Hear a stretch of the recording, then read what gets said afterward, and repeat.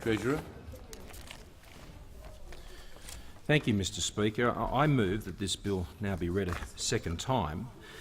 Mr Speaker, this bill is an important part of the government's program to level the playing field for Australian businesses and restore integrity to Australia's tax system.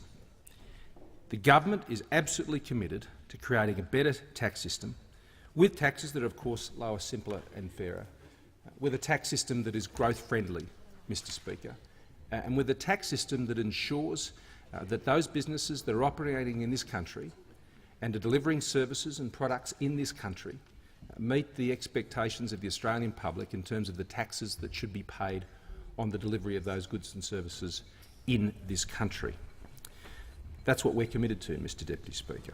We are committed to a tax system that ensures everyone pays the right amount of tax and pays the appropriate amount of tax based on what they're earning in this country. But we also want to make sure the tax system does not impose unnecessary red tape or inappropriately restricts taxpayers from conducting their affairs as they see fit. This bill modifies the scope of Australia's tax laws to make sure they apply fairly and appropriately. Mr Speaker, Schedule 1 of this bill applies the goods and services tax to digital products and services imported by Australian consumers. It levels the playing field.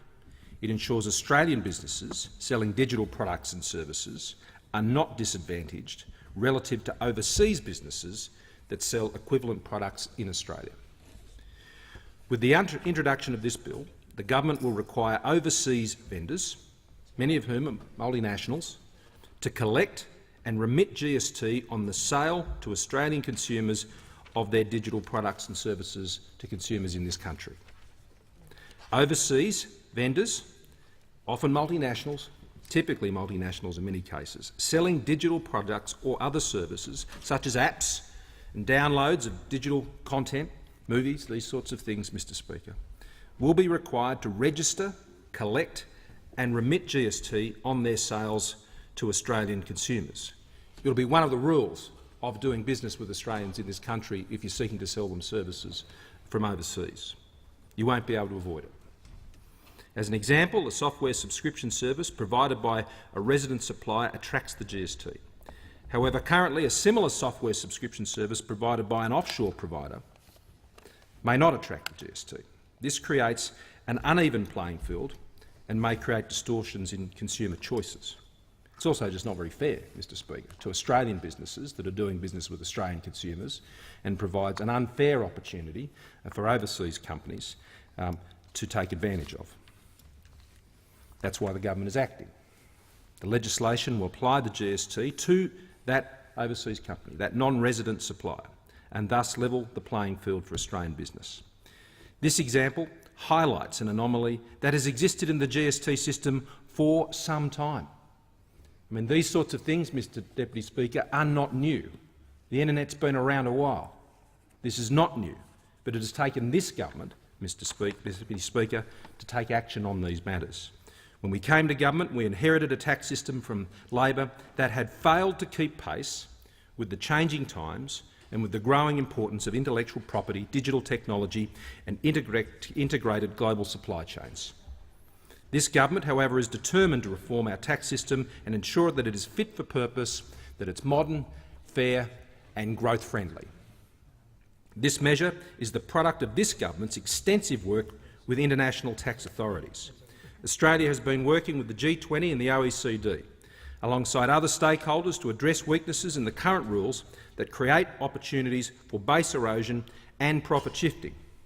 Action 1 of the OECD Base Erosion and Profit Shifting Action Plan deals with the tax challenges of the digital economy, including the difficulties of collecting value-added taxes such as the GST on cross-border sales in the digital economy. This legislation applies the OECD destination principle, which recommends that consumption should be taxed in the destination country of the imported digital products or services. The European Union has recently implemented this model, and several other countries, including Japan and New Zealand, are in the process of developing similar rules. Mr Deputy Speaker, this measure will restore tax neutrality and level the playing field for Australian businesses, domestic Australian businesses. It is estimated to have a gain of revenue of some $350 million over the forward estimates, which will be allocated to the states and territories, as occurs with the GST, as we all know. So this is additional revenue, some $350 million in additional revenue that this government is making available to the states and territories as a result of taking this action to ensure that GST applies to these suppliers of services and products to Australians in this country. Indeed, this measure is also the result of significant stakeholder engagement from both resident and non-resident businesses and their advisors. Now, Mr Deputy Speaker, this is a bill that shows the substance of this government's commitment to ensuring that, in particular, multinationals pay the right tax on what they're seeking to do in this country. Now, I sincerely hope, Mr Deputy Speaker, that those opposite will support this measure.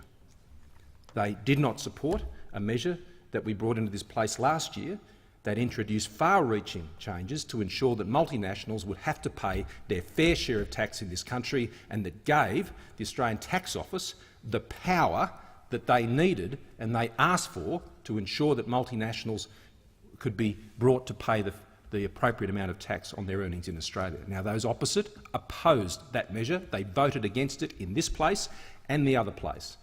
The government, undeterred, went forward and came to an arrangement with the Australian Greens to ensure that multinationals are now more likely and will be paying their fair share of tax under the laws we've introduced. This is another demonstration, Mr Deputy Speaker, of our commitment to leave no stone unturned when it comes to doing the practical things that are necessary to take action on what are quite rightful concerns by the Australian people about the level of taxes remitted by multinational companies operating in this country. And we've taken action on it, Mr Deputy Speaker. In this parliament, as a government, those opposite had 6 years to introduce this bill. They had 6 years to introduce the bill on multinational anti-avoidance laws that were passed by this parliament with no support of those opposite. And they did nothing. But they do a lot of talking. Well, this isn't talk, Mr Deputy Speaker. This is a bill that once again takes action. And I would commend that schedule of the bill to the House for then proceed. Now, Mr Deputy Speaker, Schedule 2 of this bill implements an announced but unenacted measure from the 2010-11 budget. They didn't get around to it, Mr Speaker, when they were in government, which seeks to avoid non-resident businesses from being drawn into the Australian GST system unnecessarily. This measure is about reducing red tape and inefficiencies in our tax system so that businesses can just get on with the task of creating jobs and growth, which is what we want them to do. It achieves this intent by limiting when GST are applied to supplies involving non-resident businesses, and the measure came from the Board of Taxation's review of the application of GST to cross-border transactions.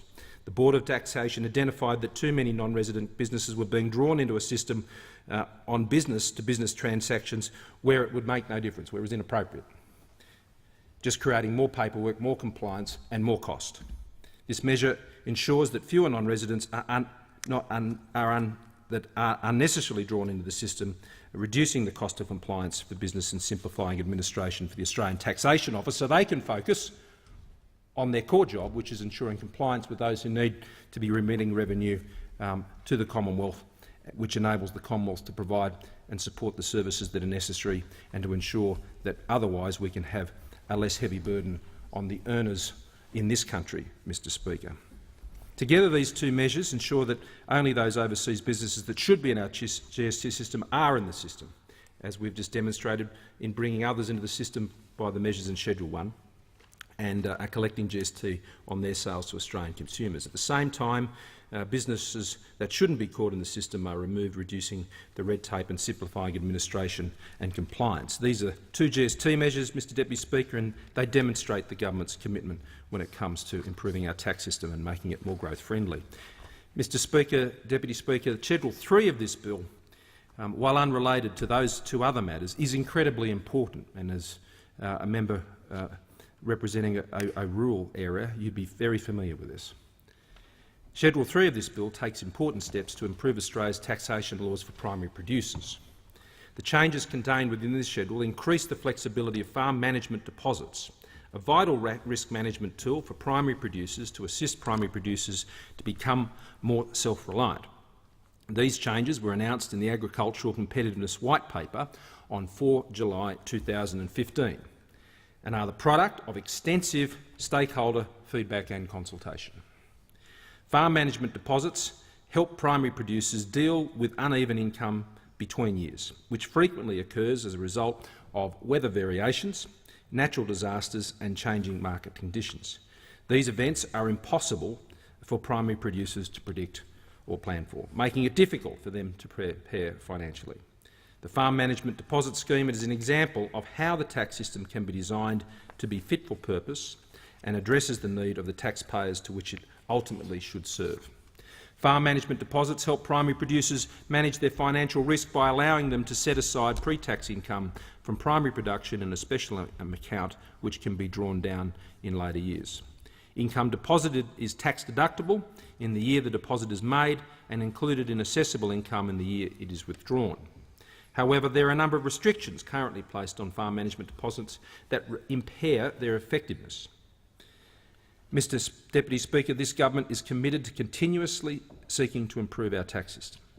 These amendments, which are part of this goal, double the amount of a primary producer may hold in their farm management deposits from $400,000 to $800,000.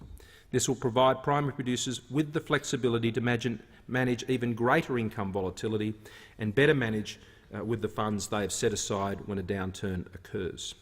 These amendments also allow a primary producer affected by drought to access their funds held in a farm management deposit earlier if they need them. Farm management deposits usually need to be held for at least 12 months before they can be withdrawn. Currently, a primary producer that withdraws their funds held in farm management deposit within 12 months as a result of drought will lose access to the tax advantages of that farm management deposit. This schedule removes this tax impediment and allows a primary producer subject to drought to receive the tax benefits from a farm management deposit even though they have withdrawn some of their funds within the 12 months. In previous years, a declaration of exceptional circumstances would also allow for early access. However, provision for an exceptional circumstances declaration was removed with the introduction of the Farm Household Allowance, which replaced a number of ad hoc forms of income support for primary producers. Primary producers will now be able to determine their eligibility by referring to rainfall data on the Australian Bureau of Agricultural and Research Economics website at the time of withdrawal, rather than waiting on a ministerial decision. These amendments also provide primary producers with the flexibility to use farm management deposits as offset accounts for other business loans they hold. Currently, farm management deposits may not be used as a mortgage or other interest loan offset. The government is removing these restrictions to allow farm management deposits to be used as an interest loan offset. Financial institutions and primary producers may now determine what arrangements work best for them in relation to farm management deposits. This measure will allow financial institutions and primary producers to use farm management deposits to reduce the interest a primary producer pays on a business loan. In summary, Mr Deputy Speaker, both the GST amendments and the farm management deposit amendments respond to our changing economy and contemporary business needs. The Coalition Government recognises that Australian GST's law needs to adapt to the increasing role of the international digital economy is having on Australia and the emerging role that multinationals have had for many, many years in how they conduct their business around the world, whether they are earning income that we need to tax to ensure they pay their fair share on what they earn in this country, where they are engaging in commerce at point of sale, we need to ensure the tax law falls on those transactions, as it certainly does for Australians, and does not provide that advantage.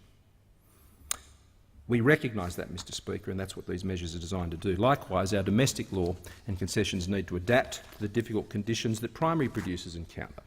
And I think these measures, particularly through the Minister for Agriculture, demonstrate that this is a government that does listen, Mr Deputy Speaker. The Turnbull government is a government that does listen. This first of the GST measures ensures that overseas businesses pay us GST on sales to Australian consumers. The second GST measure reduces red tape by removing non-resident businesses from the GST system who shouldn't be brought in and simply just clog up the system.